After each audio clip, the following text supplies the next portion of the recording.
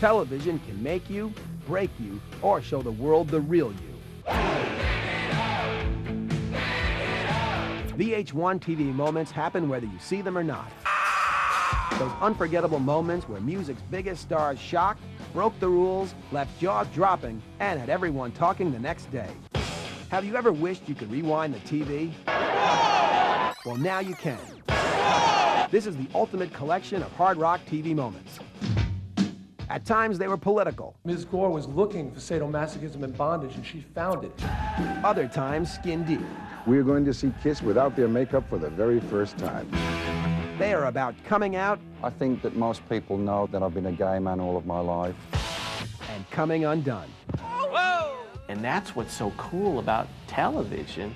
Hard rock has raged against the small screen and created amazing TV moments. Don't touch the volume. This is VH1 TV Moments Hard Rock.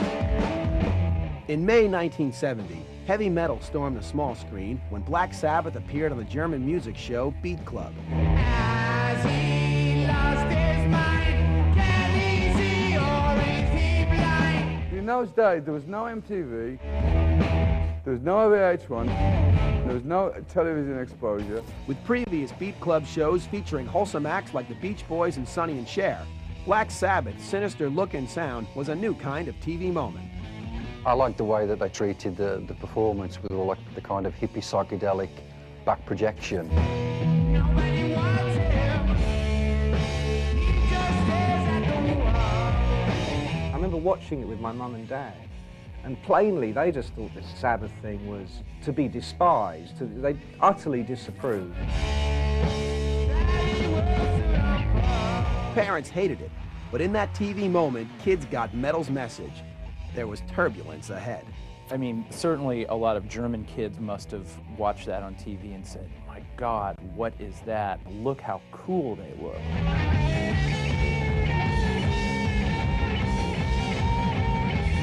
Rarely do television viewers get to witness the birth of a new kind of music, but this TV moment generated a huge buzz around the world and put heavy metal on the map. Black Sabbath was probably what I would consider the first heavy metal band. You know, that was the first band that was just all out grunt, guts, rock and roll. Hard rock invaded primetime TV in April 1975 with Alice Cooper's fever dream, The Nightmare. Welcome to my nightmare. I think you're gonna like it. Somebody there at the network said, let's try something new. I guess it was some inventive maverick guy that got it on. Alice's concept was so grandiose, it lent itself to this playhouse venue of television. Life is just a dream. The ABC special was a long-form concept video based on Alice's Welcome to My Nightmare album. It was almost like watching a movie, a shock rock horror movie, and he would tie in each particular song with a different kind of set or a theme. The show featured ballet dancing bats and voodoo priests. Pretty out there for 70s network TV. In fact, I'm sure that it got banned on a lot of places because they weren't ready for that. I hope I didn't scare you. Alice Cooper has always been about taking you into the realm of dreams and nightmares and disturbing images. That's what his art is. The reference points did not connect to what was on television at that point. The Glenn Campbell Good Time Hour and, you know, Smothers Brothers. And then they would see this and they'd go, wow, I don't know how to take this. The kids loved it, but the general public really did not like it. The special was dark and bizarre, but no one could deny that Alice made a major discovery. Metal was not just noise, it was show business too. Alice became a mainstream show business celebrity. He was on the Muppets after that. He would go play golf with George Burns. He was always meant for Hollywood. And now, finally, in 1975, Hollywood was meant for Alice.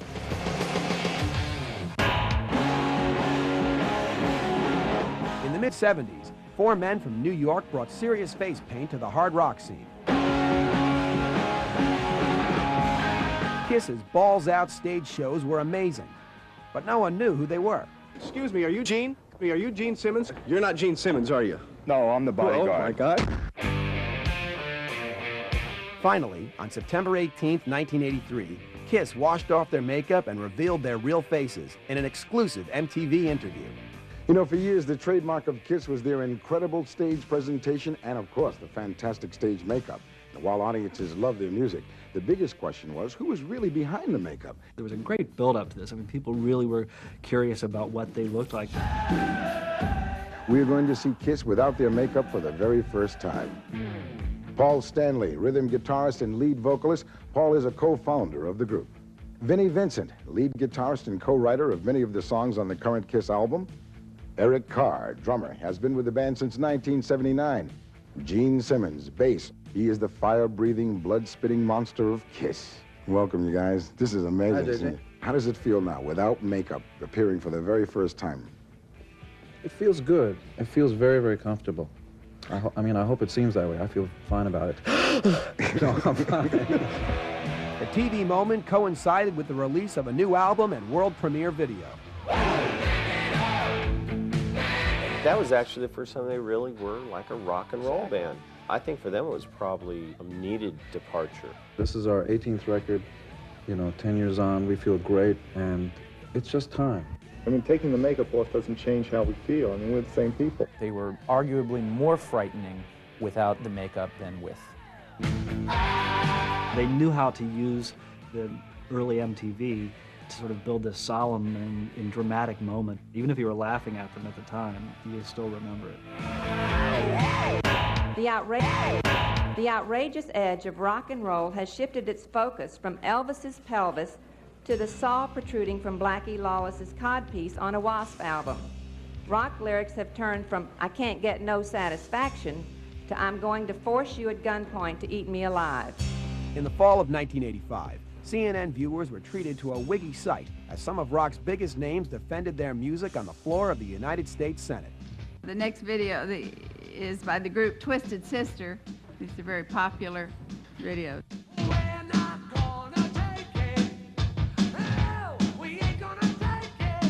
The hearings were called when the Parents Music Resource Center, headed by Tipper Gore, moved to put warning labels on hard rock albums. You see Dee Snider there with this long, this crazy hair, and he's in this setting, like a congressional hearing. The impact is just pretty strong. I did not appoint myself the spokesperson of heavy metal at that time. I was asked to come and speak. With the world watching, Dee slugged it out with Beltway Biggs, including Tipper's husband, Senator Al Gore. You say your song, Under the Blade, is about surgery. Have you ever had surgery with your hands tied and your legs strapped? The song was written about the fear of operations. I think people imagine being helpless on a table, a bright light in their face, the blade coming down on them, and having totally afraid that they may wake up, who knows, dead, handicapped. There's a certain fear of hospitals. Now, they figured they were just going to get some buffoon up there, who didn't speak English, barely. And I went in with, every gun I had out. You see somebody who looks like him and you're surprised that he can put two words together, maybe. I'm trying to get adults to see that heavy metal is not totally a bad thing. But, he's a pretty bright guy, and he acquitted himself admirably. Dee went on the defensive, and things got ugly when he attacked Tipper's S&M interpretation of his lyrics. Ms. Gore was looking for sadomasochism and bondage, and she found it. Someone looking for surgical references would have found it as well. So I'm like, we're dueling back and forth, and I'm doing pretty good until Al Gore says, Mr. Snider, the name of your fan club is the SMF Friends of Twisted Sister. Would you mind telling us what SMF stands for? So here I am, and I said, it stands for the Sick Friends of Twisted Sister. Is this also a Christian group? I don't believe that profanity has anything to do with Christianity. Thank you.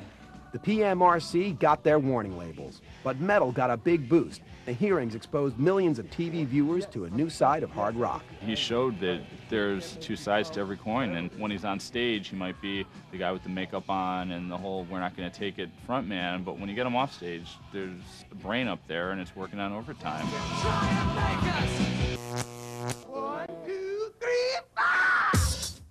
When 3 rappers from Queens teamed up with 5 rockers from Boston, they created a whole new kind of music and launched it on TV. In July 1986, Aerosmith joined Run DMC for a video of the group's hit Walk This Way. The video crossed rock and rap and became the shot heard round the pop world. I mean, it's just a great symbol that there's this wall dividing them, and then they tear it down.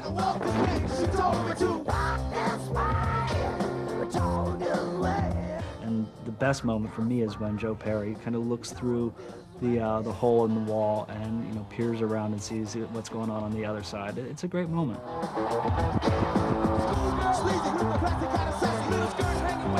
The video introduced Run DMC to the mainstream, and it heralded the triumphant return of Aerosmith. It's turned out to be a great video in that broke down the walls between black and white. It was perfect for bringing hip-hop up to where it is today, and it afforded me to wear big back pockets for stashing the profits. This made Aerosmith cool again. I mean, they had been, through a lot of personal stuff, and their popularity really had faded. But here they really sort of brought it together, and they brought their name back into the public, arena, and they made it hip to like Aerosmith again.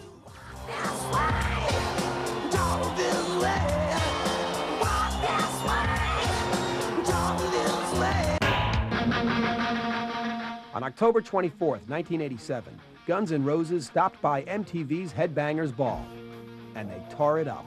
They asked us to redecorate the set. So we were like, just anything? Yeah, you can do whatever you want. And so we decided amongst ourselves just to tear the whole place apart.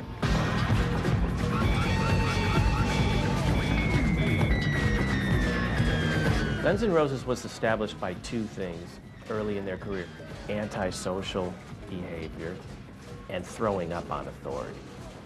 What else do you need? We just destroyed the entire stage.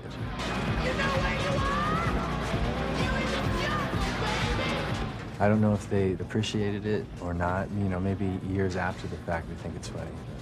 But at the time, I knew it was sort of like, just get these guys out of here. The fact that they destroyed a set was just an hors d'oeuvre on their appetite for destruction. On February 22nd, 1989, heavy metal was supposed to get its due when the Academy gave its first Grammy for Best Hard Rock Heavy Metal Performance. Nominations for Best Hard Rock Metal Performances are And Justice for All, Metallica. Blow Up Your Video, AC/DC. Cold Metal, Iggy Pop. Crest of a Knave, Jethro Tull. Heavy metal's biggest band, Metallica, was the clear favorite to get the honor. We were very excited. We could not really believe that we got nominated for a Grammy. We were the very first heavy metal band of our stature to get nominated. But Metallica and TV viewers were in for a surprise. And the winner is Crest of a Knave, Jethro Tull. I stood there with the greatest egg on my face of all time because I honestly thought that I had read the wrong card. I couldn't believe that that was real. Hello, Jethro Tull, Metallica, heavy metal. Someone is just missing the boat here.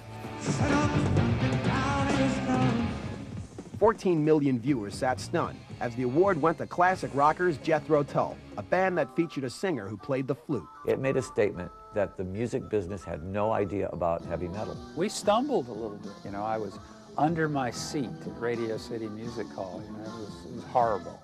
The blunder made the Academy look old and uncool on live TV. Metallica re-released their album And Justice for All with a special Grammy Loser sticker on it. The Grammy Loser sticker was just their way of satirizing a moment that I know they found humorous. Justice came the next year in front of 29 million TV viewers. Metallica. Metallica was awarded the Grammy for Best Metal Performance. The first thing we got to do is, obviously, like you guys were expecting, is we got to thank Jethro Tull for not putting out an album this year, right?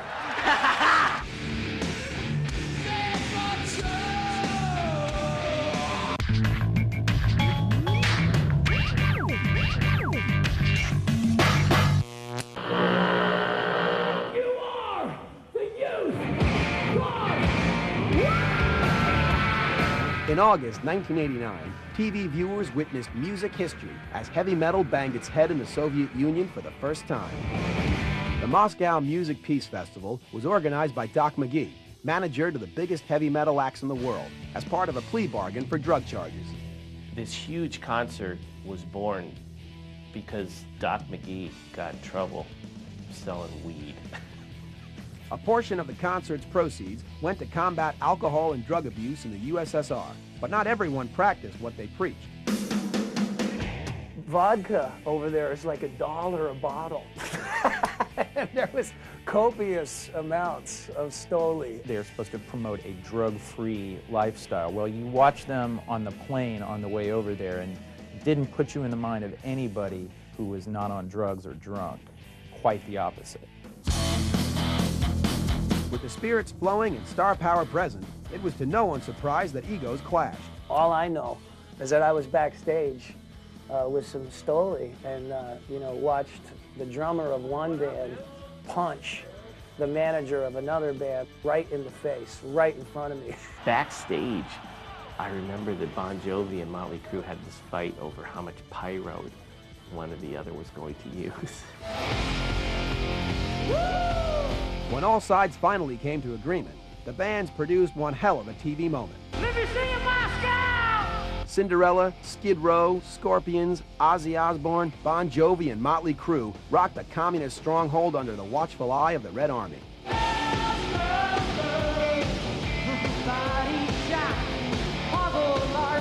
The concert climaxed when Motley Crue showed the world what American heavy metal was all about. Soviet kids, they were starved for heavy metal, and they got it in spades. I'm gonna tell my grandkids about this. Way back in 1989, there was this thing called communism, and we rocked there. Poison is not broken up, just for the record. In 1991, Poison took the stage at the MTV Video Music Awards to counter swirling rumors that they were splitting up. 4 million viewers sat glued to their TV sets as the band took the stage. But something was wrong. We walked on stage and everything we had rehearsed went out the window. We started doing Unskinny Bob, and then she's like, I don't want to play that.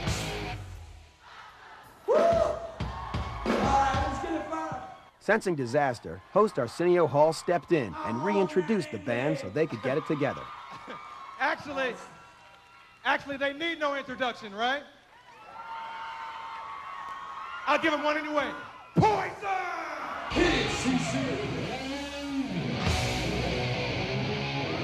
I'm like, okay, talk dirty to me, and here we are on MTV Live, you know, recording this stuff.